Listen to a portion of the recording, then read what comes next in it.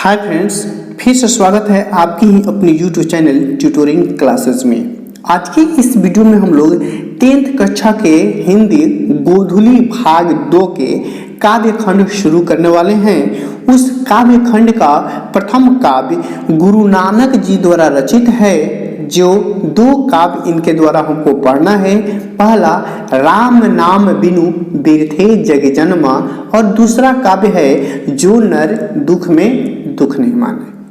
आइए इस सेशन को शुरू करने से पूर्व आपको एक बात याद दिला दें, आपके हिंदी के पाठ्य पुस्तक में जितने भी, चाहे वो गद्य खंड हो या काव्य खंड हो, इसके लेखक और कवि का नाम आपको हर हाल में आज ही याद कर लेना है, क्योंकि जब उस लेखक और कवि का नाम याद हो जाएगा तो आपको व्याख्या लिखने में तो आसानी होगी ही, आपके ऑब्जेक्टिव भी तैयार होगा। आइए उस काव्य खंड में प्रथम काव्य नानक जी है, नानक जी के परिचय प्राप्त करते हैं, जो ऑब्जेक्टिव के लिए बहुत ज़्यादा जरूरी है। इस सेशन के बाद हम लोग इसके ऑब्जेक्टिव लेके आएंगे। उस क्लास के लिए आज का क्लास बहुत ज़्यादा इम्पोर्टेंट होने वाला है, तो बने रहिएगा वीडियो के अंत तक। यदि आप इस चैनल पे जुड़े हैं पहली बार तो चैनल को अभी सब्सक्राइब कर दें। यहाँ पे आपकी 10th कक्षा के सभी विषय की तैयारी PDF नोट्स के साथ कराई जाती है। तो आइए सेशन को शुरू करते हैं। पहले गुरु नानक जी का परिचय प्राप्त करते हैं। देखिए, गुरु नानक जी का जन्म 1469 ईस्वी में तलवंडी ग्राम जिला लाहौर में हुआ था। इनका जन्म स्थान जो है नानकाना कहलाता है। क्या कहलाता है? नानकाना कहलाता है, जो अभी पाकिस्तान में है। इस 2 लाइन से 4 ऑब्जेक्टिव तैयार है। पहला, इनका जन्म कब हुआ था? तो 1469 ईस्वी में। किस ग्राम में हुआ था? तो तलवंडी ग्राम में। इनका जन्म स्थान क्या कहलाता है? तो नानकाना कहलाता है, जो अभी कहाँ है? पाकिस्तान में है। अगला लाइन ऑब्जेक्टिव के लिए और भी तैयार है, वो है इनके पिताजी का नाम तो है कालूचंद्र खत्री, माता का नाम तृप्ता और इनके पत्नी का नाम सुलक्षणी था। इनके पिताजी ने इन्हें अपने व्यवसाय में लगाने का बहुत प्रयास किया, लेकिन गुरु नानक जी का मन भक्ति और आध्यात्मिक ओर अधिक झुकता गया। इन्होंने हिंदू और मुसलमान में कोई भेदभाव नहीं किया, दोनों को समान धार्मिक उपासना पर बल दिया। इन्होंने विभिन्न प्रकार के जो वर्ण श्रम और कर्म कांड थे, उन्होंने इसका विरोध किया और निर्गुण निरंकार ब्रह्म की भक्ति का प्रचार किया। गुरु नानक जी ने बहुत सारा देश का देशाटन भी किया, यहाँ तक कि इन्होंने मक्का मदीना तक की यात्रा की। अगला जो लाइन है वो भी ऑब्जेक्टिव के लिए बहुत ज़्यादा इम्पोर्टेंट है, क्योंकि गुरु नानक जी की मुलाकात मुगल सम्राट बाबर से भी हुई है। गुरु नानक जी अपने धर्म यानी कि सिख धर्म का प्रवर्तन किया। गुरु नानक जी ने किसका प्रवर्तन किया? तो सिख धर्म का प्रवर्तन किया। इनकी कविताएं पंजाबी भाषा के साथ साथ हिंदी में भी लिखते हैं। इनकी भाषा जो है, इनकी काव्य शैली जो है, वो ब्रज भाषा और खड़ी बोली दोनों का मेल है। इनकी रचनाओं में कबीर जी की भाषा का प्रयोग होता है, लेकिन इनकी रचनाओं में उलट शैली भाषा का प्रयोग नहीं देखने को मिलता है। जो मार्मिकता, दृढ़ता कबीरदास की ही भांति मिलता है, लेकिन कबीरदास जी जो है उलट भाषी शैली का इस्तेमाल करते थे। जैसे कि आप सुने हुएगा, कबीरदास की उल्टी बानी बरसे कमर भीजे पानी, यानी कि पानी को बरसने से कमर भीजता है, न कि कमर के बरसने से पानी। तो ये नानक जी उलट भाषी शैली का प्रयोग नहीं किया। इनकी जितनी भी रचनाएं थीं, उनका संकलन सिखों के 5वें गुरु अर्जुन देव ने 1604 ईस्वी में किया। कब किया? 1604 ईस्वी में। किसने संग्रह किया? तो सिखे के 5वें गुरु अर्जुन देव ने। और नानक जी की जितने भी संग्रह थे, उनका संकलन गुरु ग्रंथ साहिब कहलाता है। क्या कहलाता है? गुरु ग्रंथ साहिब कहलाता है। गुरु नानक 1539 ईस्वी में वाहे गुरु कहते हुए इनकी मृत्यु हो गई। यहाँ पे इनके द्वारा दो रचनाएं देखने को मिलेगी। एक राम नाम बिनु बिरथे जग जन्मा और दूसरा काव्य जो देखने को मिलेगा वो जो नर दुख में दुख नहीं माने। इन्होंने प्रथम काव्य जो है बाहरी वेशभूषा बाहरी आडंबर को विरोध किया है। इसके जगह पर राम नाम की भक्ति का ज्यादा गुणगान किया है। इन्होंने राम नाम पे ज्यादा जोर दिया है। और वहीं जो दूसरे काव्य है जो नर दुख में दुख नहीं माने, उसमें सुख दुख में एक समान रहते हुए उदासीन निर्गुणों से ऊपर उठकर अंतःकरण की निर्मलता की ओर ज्यादा जोर दिया है। यानी कि दूसरे भाव में हमें साहस सुख दुख में घबराना नहीं चाहिए, यानी कि उसका क्या बेनिफिट है इन्होंने बताया है। यानी कि जीवन को चरितार्थ करते हुए इनकी कविताओं में देखने को मिलता है। तो इससे जितने भी ऑब्जेक्टिव बनेंगे इसके बाद वाले सेशन में इससे संबंधित ऑब्जेक्टिव लेके आएंगे। उसके लिए आपको ध्यान से देखना होगा इस वीडियो को। आइए इनकी रचनाओं को देखते हैं। पहली रचना इनकी है राम नाम बिनु बिरथे जग जन्म। के कवि कौन है? तो गुरु नानक जी। क्या कहते हैं देखिए, राम नाम बिनु बिरथे जग जन्मा, बिखु खावे बिखु बोले, बिनु नावे निहफलु मटि भ्रमना।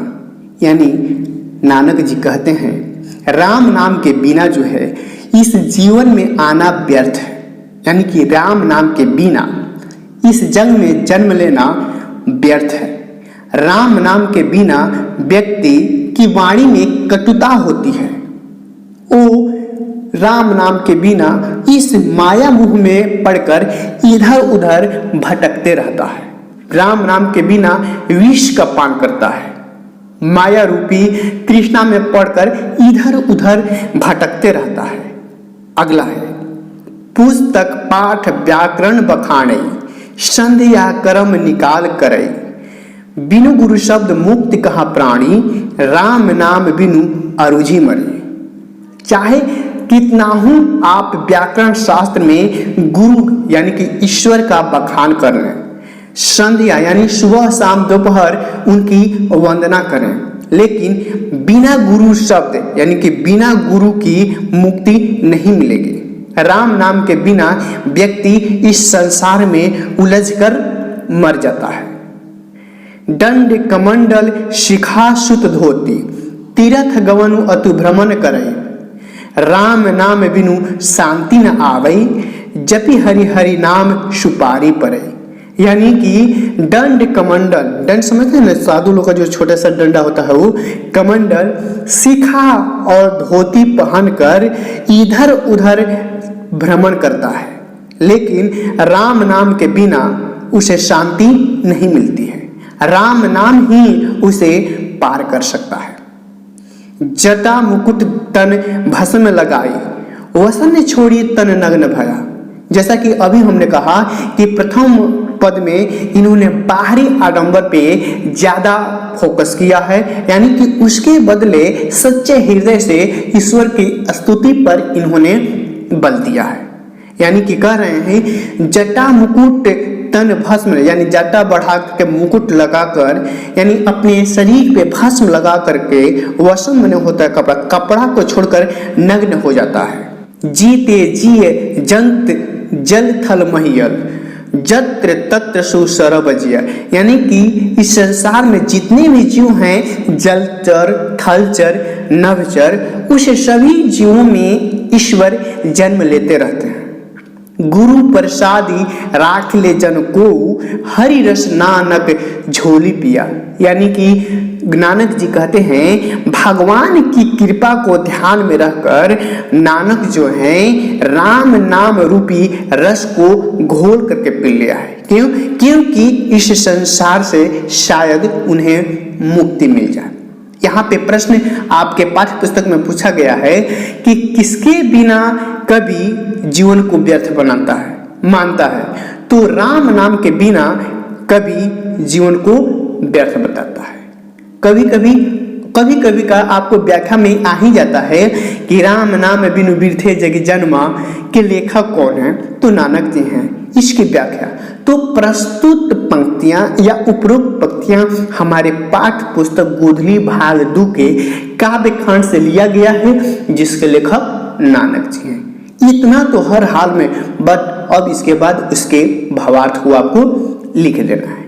आइए इसके बाद दूसरा जो काव्य है, जो नर दुख में दुख नहीं माने, यानी कि वैसा व्यक्ति जो दुख में दुखी नहीं होता है, उस दुख का बड़ी साहस से उसका सामना करता है। उसके साथ क्या होता है, ईश्वर की क्या अनुभूति होती है, आइए देखते हैं।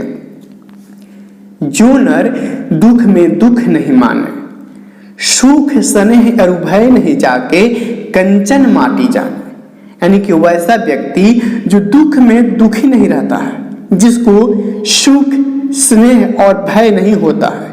कंचन माने होता है सोना, और जो सोना को माटी समझता है, ना ही निंदा नहीं स्तुति जागे, जिसे नहीं अपनी निंदा का नहीं प्रशंसा का भय रहता है, नहीं लोभ और मोह का अभिमान रहता है, जिससे नहीं सुख और दुख की अनुभूति होती है, न ही मान और अपमान का उसकी परवाह होता है, जो आशा और निराशा से दूर रहता है, जो अपनी क्रोध को अपने नियंत्रण में रखता है।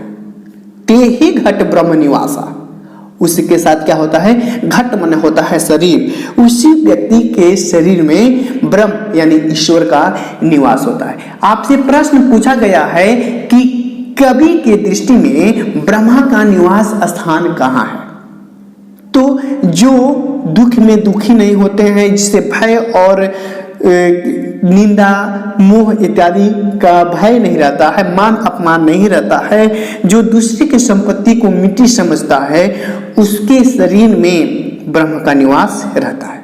लेकिन यह सब नहीं पहचान पाते हैं। गुरु की कृपा जहि नर पै किन्हि तिन्हि यह जुगत पिछानी, जिस पे गुरु की कृपा होती है, उनकी दृष्टि रहती है, वही इस युक्ति को पहचान पाता है, दूसरे के बस के बात नहीं है। नानक लीन भयो गोविंद सो जो पानी संग पान, नानक जी उस ईश्वर में इस प्रकार लीन हो गए हैं, इस प्रकार मिल गए हैं, जिस प्रकार पानी के साथ पानी मिल जाता है। यानी कहने का अर्थ है कि पानी को पानी में मिलाने से हमें पहचान नहीं होता है कि किस जगह का पानी है। उसी प्रकार अपनी भक्ति की पराकाष्ठा दिखा रहे हैं कि नानक जो है ईश्वर में उसी प्रकार मिल गया है। आशा करते हैं कि इस नानक जी द्वारा रचित दोनों काव्य का अर्थ आप अच्छे से समझ गए होंगे। इसके बाद हम इस सेशन से संबंधित ऑब्जेक्टिव वीडियो को लेके आएंगे। प्लीज वीडियो को लाइक और शेयर कर दें। फिर मिलते हैं अगली वीडियो में, तब तक के लिए धन्यवाद।